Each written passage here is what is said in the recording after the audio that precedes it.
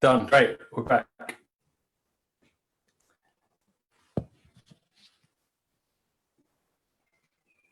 We on now? I think it's gone straight back on, so it's great. Sorry. Yep. Apparently we're live back on Facebook. I've changed computers. My computer, Apple, losing my favor, I think. But anyway, Jane, sorry. No, it's okay. How rude of me. That's fine. I just noticed you're really still. I was waffling on about kids' breakfast, and I think I said in answer to the question, I was saying banana pancakes. I might put the recipe up actually, or make a video with it. Oh, that sounds good. So yeah, so bananas, eggs, oats, some flour to kind of keep it binding, and as I say, what is it? Vanilla extract. And have some nice maple syrup with them. They don't always go down brilliantly because kids know what real pancakes taste like, but I'll definitely put it up soon. That sounds good. So we were just talking about the energy demand change, and sports people are probably one of the times, well, sports nutrition and probably recovery from surgery or recovery from injury, they're times where you're going to have an increased demand for energy. So what do you feel that obviously there's an increased rise in the number of people coming for sports nutrition or help with their sports nutrition, but are there key things that you'd how would you define sports nutrition is what I'm trying to say? Is it just for athletes, Jane? Sports nutrition, well, essentially, yes. They don't have to be elite athletes. Anyone could benefit from sort of knowing how to fuel for the work required. And that is essentially what sports nutrition is. How do you fuel for the work, the output that you're taking? And what is the goal? Is the goal to run faster? Is it to lift heavier? Is it to lose weight? Is it to improve health? So I think, everyone can benefit from some aspects. And how strict your nutrition plan needs to be will depend, as I say, on the kind of goal you have and how elite you're performing and competing. But absolutely, when people come to me, they normally have a specific goal in mind and we cater around that. And there are some general recommendations. But we always factor in other aspects of people's lifestyles and demands and, how they cook and what they enjoy eating and restrictions. For example, if someone was a vegan or if someone was due to compete, but the competition was during Ramadan. So there are always other things, that kind of get thrown in there and how we kind of get around those things and still incorporate the strategies and just how to use safe ergogenic aids to improve your performance. Yeah, no, it's interesting. So if someone wanted to, how does someone know if they need to go and see a sports nutritionist or get some help with their nutrition?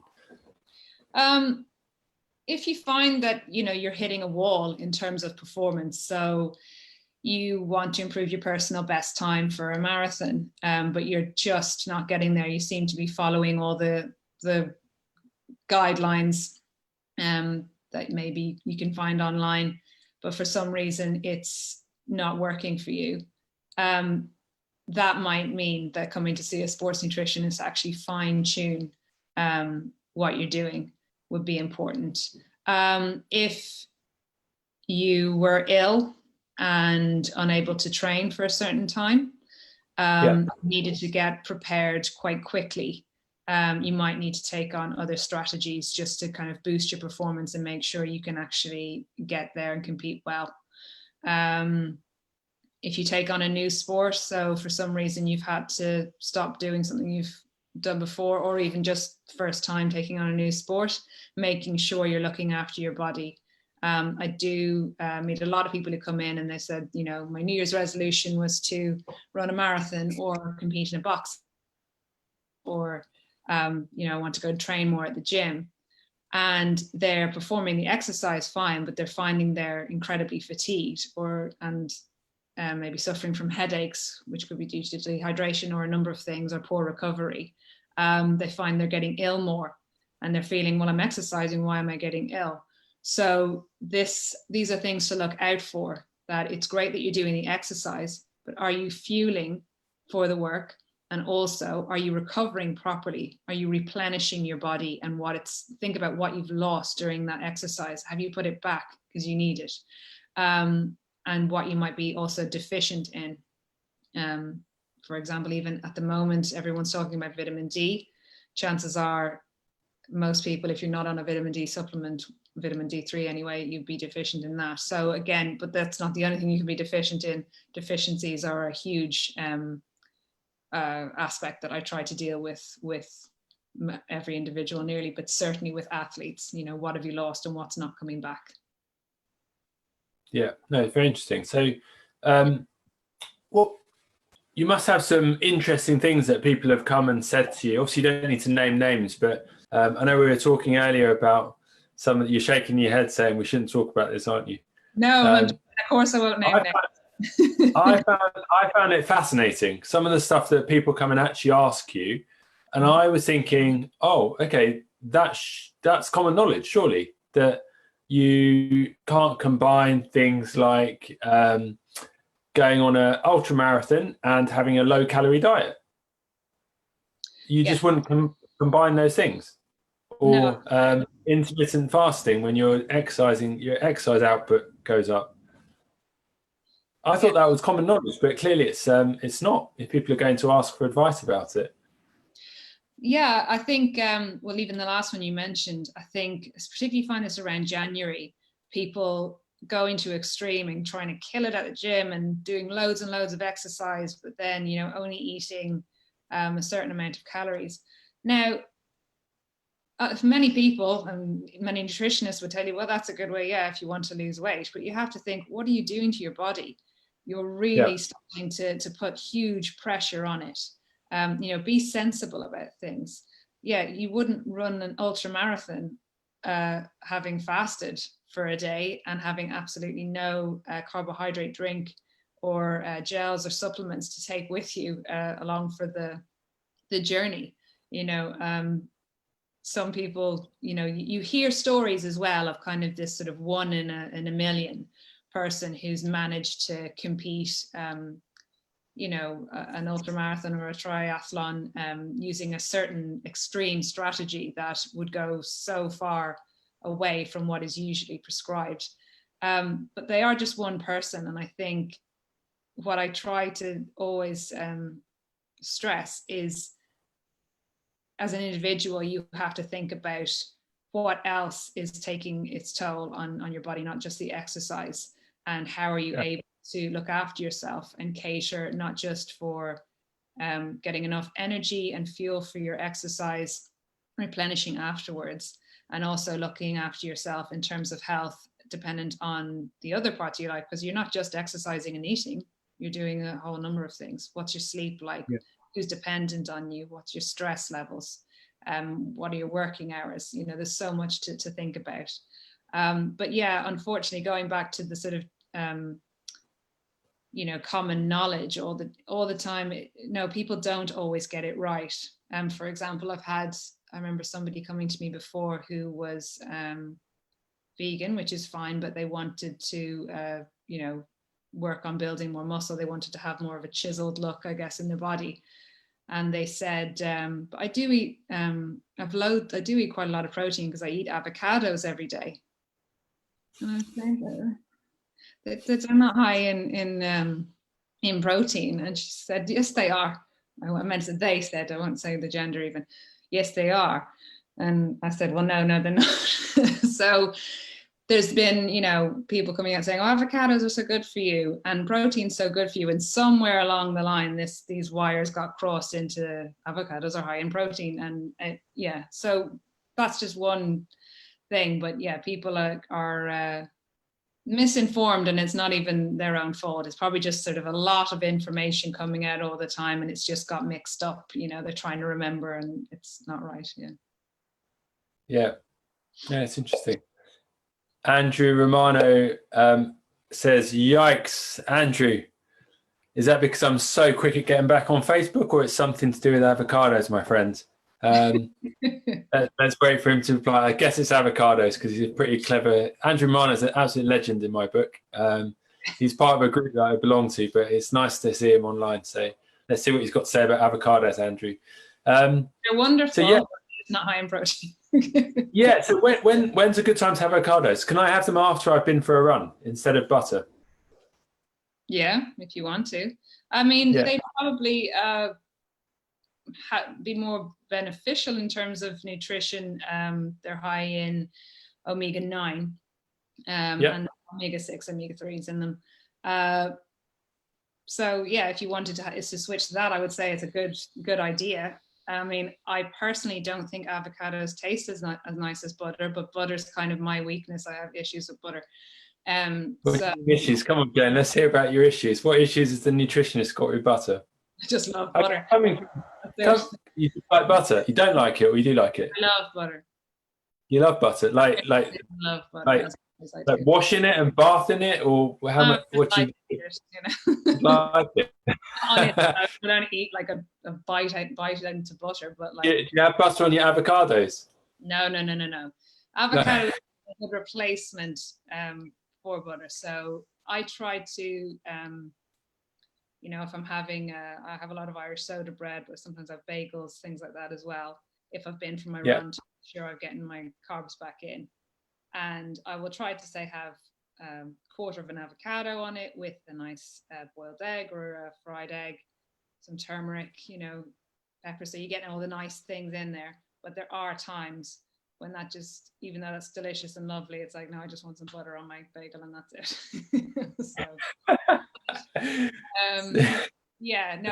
Try and go for something a little bit more nutrient dense. Avocado would be a good option to go for. But if you're looking for protein, you might want to throw an egg on it or something. Yeah, interesting. Good. And eggs, because you've got every amino acid in an egg, haven't you? Pretty much. So they're everything. A complete protein. Yeah. So eggs are good. Apart from the cholesterol with eggs, right? No, I wouldn't actually agree with that. Let's hear it. Because I know when back in the day when I first started out, the gym that I used to work in, tons of bodybuilders, they were doing all sorts of stuff, and like Red Bull when they were training, and other like more strong stuff. Eggs were like a staple of their diet, and I think one guy, 15 eggs he used to have a day, like in one drink. That's a lot, isn't it? So raw eggs. Eggs, just like Rocky. So Andrew. Yeah, Andrew's got a great question. So we'll cycle back to your question, Andrew. But so me being me, how old was I? Like 24 when I graduated, skinny as a rake, and I haven't really improved very much, and no matter how hard I've tried. But well, 1 meal a day, it's not working very well, is it? But there was a time when I used to eat a lot more food, but nothing changed. I thought, well, hang on, it wasn't as expensive then, but it's just the time of eating it. It just like the guys in the gym were trying to get me to like lift more weights, and I was getting stronger, but I wasn't getting as big as these big guys. There's one guy, I won't say his name, but the guy was huge. He had to like go through sideways through a door because he was so big. His shoulders were massive, but he was a big guy. But he's the guy that used to have 15 raw eggs a day, like whites and yolks. So just everything, just like for time's sake, just chuck it all in, mix it up. Yeah. I think I tried one egg and I couldn't even keep it down. It was pretty. No, I don't like the idea. I understand. Have you ever had a raw egg in your mouth before? No. No. If anyone's on Facebook now, I strongly recommend to try it once, but you'll never do it again because it's the most vile thing, just floating around in your mouth. It's so difficult to swallow. Yeah. I can see the reasoning behind the raw egg. I think the heat can interrupt the protein, but the reason I'm saying I wouldn't have it, just so we're clear, it's not that I'm saying, oh no, we shouldn't do that. It's just that, again, for the ick factor, for me, I couldn't do it. But I think, I mean, there's been a lot about cholesterol recently, and people, you know, we need cholesterol, and whether or not it's as detrimental as people kind of assumed in the past. But again, if you are trying to build, and as you say, get as huge as the guy where if you have to walk sideways through the door, I mean, 15 eggs is a lot. Maybe a protein supplement rather than raw eggs instead. But I have no issues really with eggs, and I say everything in moderation for general health. But maybe not 15 eggs to build on your protein. Maybe try some of the nice sort of cleaner protein supplements or shakes might be better than 15 eggs. Maybe. Yeah. I think the thing about me, and anyone that knows me will laugh when I say this, but I'm the laziest dude on the planet. If I can find a quicker way of doing something, if I can find a quick way of doing someone better, I'll learn better really quickly, because I literally just, I love my patients, I love seeing them, but I'd rather they just got better really quickly and we kind of move along there. You're ready, you're all done. The same thing with looking after myself as well. I need to find like quick ways of like getting muscle, and I'm not extreme so that I'd inject myself, because even that's going to take up time if you were to do it seriously, because that's serious, isn't it, when you start to inject yourself to gain protein and muscle mass. But even that, everything you need to do for a long period of time. There's no quick ways of improving things, are there, when it comes to nutrition? Not really. Just consistency. It's consistency. It's knowing your goal. It's knowing what you need and understanding in terms of quantity for fuel, say, for example, with carbohydrates, and also for your building blocks. So we're talking about protein, so building muscle. Yeah. So in terms of what you've put out, what needs to go in. And again, it can be take longer than you think sometimes due to other lifestyle factors. But essentially, I don't go in too much for quick fixes. I agree with you. If I can get it done faster, then by all means. But a lot of the time you find that, you know, it's trial and error and individual sort of tolerance and what's necessary and how to actually get that protein in. You know, protein supplements in many respects, yeah, they're great for people who are really wanting to build. But again, they're misused frequently by people who think, oh, I'm exercising, therefore I must have a protein shake. However, you've probably already got enough in the diet, your kind of meals around that. So again, it's all about knowing exactly what you need for the work you're doing. Yeah. And also, I think the long-term results as well. It's all very well getting a very quick result. Like in my practice, getting a very quick result of the patient, yeah, great, right along. But there's a long-term implications of that. So if they get a quick result, but they keep coming back, that's not a quick result, because it's not fixing the problem. So same thing with the nutrition as well. That there's some things that you could do that are just like instant. Yeah, it's going to make you it's going to really helpful. So if you calorie restrict, you're going to lose weight. Okay, it's simple as that. But if you calorie restrict and you increase your exercise levels, then you're going to be dangerously losing weight, which is something that's quite interesting, Jane. Do you come across that a lot with the more elite sports people that you look after when it comes to sports? The misconception of these kind of fatty diets coming in, and yeah, I mean, I think in particular it can be dangerous. It's not only, I mean, it's in both male and female athletes, but sometimes with elite athletes that need to be a certain weight for competition. This can be anything from fighting, like the boxing or martial arts matches, or things like gymnastics, dancing, ice skating, things like that. So you do find that in order to be the right weight and the right sort of physique or light enough to actually compete in the sport, people do go to rather drastic measures because it is their livelihood and everything that they've kind of tried to achieve. And I think I said before, sometimes due to injury or illness or something like that, you might not have been able to stay on track. And sometimes it can then lead to people going too far and trying to drop weight using very dangerous strategies, as in massive calorie deficit and dehydration, which you really, really don't want to mess with. And that's when, you know, coaches and that will kind of, not always, but will want their athlete to, you know, get through so that they can compete. And so there are ways to implicate or to incorporate those strategies safely, but you do need a lot of support, and they need to be monitored very, very closely in order to do that. But in terms of sort of the general public, as I said before, just cutting calories hugely and exercising so that they're going into massive calorie deficit is just going to bring on further problems. There's no quick fix, and chances are it's all going to be reversed when you go back to sort of normal lifestyle, normal eating. So yeah, when it comes to certain things about nutrition, try to make a plan for life, with the odd time where you might indulge here and there. But in general, don't try and do a quick fix. They never work. Yeah, no, good advice. Good advice. Things that last. Brilliant.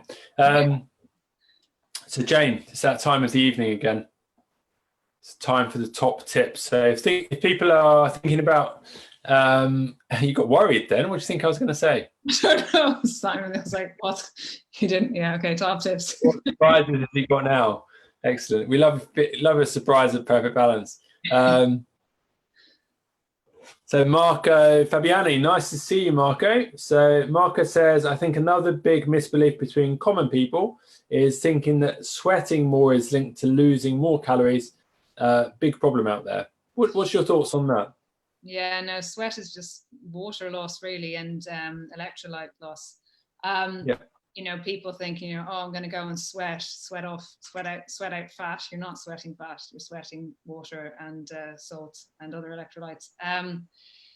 Yeah, I mean, you will sweat more the more your heart rate increases, which will mean that chances are you're kind of burning a lot of calories if your heart rate's up and you're starting to sweat. However, if you often see during the like snow and cold winter, people out running in their little shorts and that you will burn actually more calories in the cold. Chances are if you're outside in the heat, you're going to generate more sweat, but you'll actually be slower and dehydrating quicker. And again, if you're slowing down because you're fatigued, because your body's too hot, because of the temperature outside as well as inside, you're probably burning less calories. So I said it's a tricky, not tricky subject, but it's a fine line between sweating because your heart rate is increasing or sweating because you're hot.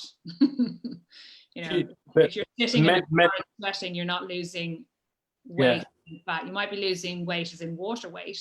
So you could lose 4 kilos just by dehydrating. But it's not, as soon as you drink a glass of water, it's going to come straight back on. Yeah. So, but I mean, basically, fat loss and sweating are not correlated with each other. Different pathways, different mechanisms of arriving there. The loose association is that by increasing your activity levels, you're going to sweat more. And the hypothesis is that you'd also be burning more fuel, but the fuel might not be fat. It might be sugar or other carbohydrates, I guess, before you start to burn fat. So it's not going to be just fat that you're going to be burning. So it's not correct. It's a myth. So there are some people that sweat a lot, aren't there? So hyperhidrosis. So it's people can sweat just without exercising. So it's not really a high correlation of sweating and anything really, apart from the fact that your sweat glands work really efficiently. People sweat more than others. Some people hardly sweat at all, you know. But if you are someone who does, you know, sweat a lot, particularly if you find every time you exercise, then just make sure that you're hydrating properly throughout afterwards. And that's important. And not just with water. Sometimes you need electrolyte. You can even use like electrolyte tablets. However, if you're having plenty of potassium and salt and calcium and magnesium in your diet, you'll probably be all right. But making sure you replenish them as well, not just the fuel. Yeah, no, very interesting. Very interesting. Thanks for that. So Jane, on that note, what would you say your top 3 tips are when it comes to people thinking about introducing nutrition as part of their health, well-being, or their fitness routine? Okay, top tips would be, well, mainly one. So we're doing 3. We'll do 3. We'll do 3. Fuel for the work required. So what is it? What exercise are you doing, and what do you need in order to fuel that, and be able to actually do it to the ability that you want. So in the time you want to perform it, or the weight you want to lift. So what you need for that.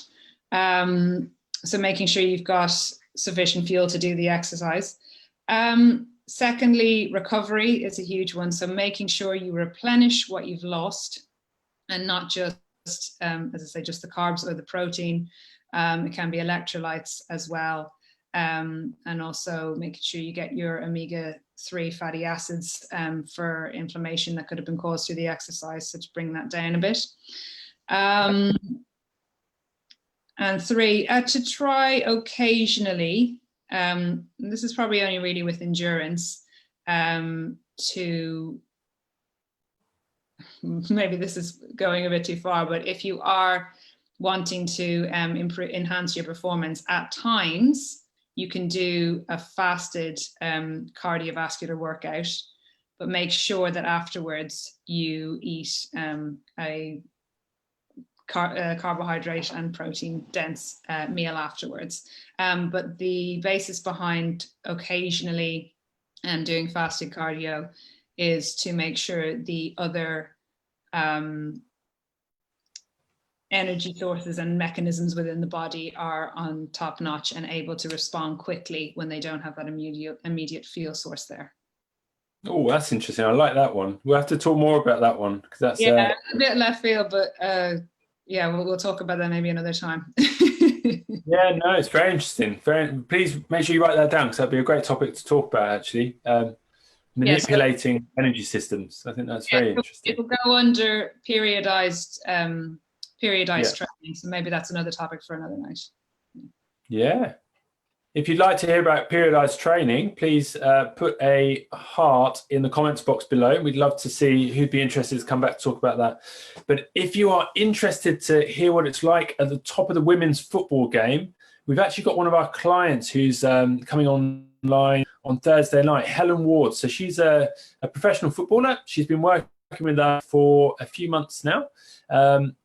And we're going to hear what it's like to be a professional footballer who's in lockdown. So if you'd like to get an insight into what it's like being a professional athlete and lockdown, and how hard Perfect Balance Clinic are working you out at home, because we're working them out a lot, trust me, then tune in on Thursday night, where we'll be hearing from Helen Ward, who's she's previously played for Chelsea, Arsenal, and Watford's football club. So it'd be great to hear straight from the horse's mouth and hear what it's like to be a professional athlete with these extra constraints on your lifestyle as well. But join us on the Power Hour on Thursday night.